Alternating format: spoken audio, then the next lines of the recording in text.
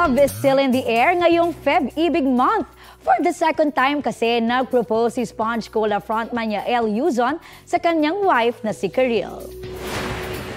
Surprise guest si Yael sa It's Showtime kahapon para i-congratulate si Karil sa success ng kanyang musical play na Ramahari.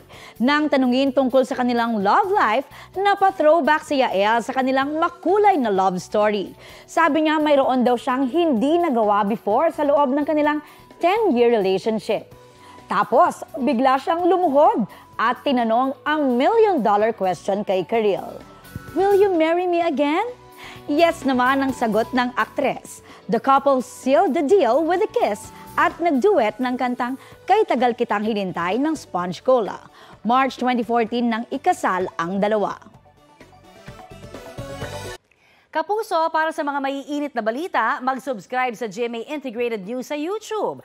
Sa mga kapuso naman abroad, subaybayan nyo kami sa GMA Pinoy TV at sa www.gmanews.tv.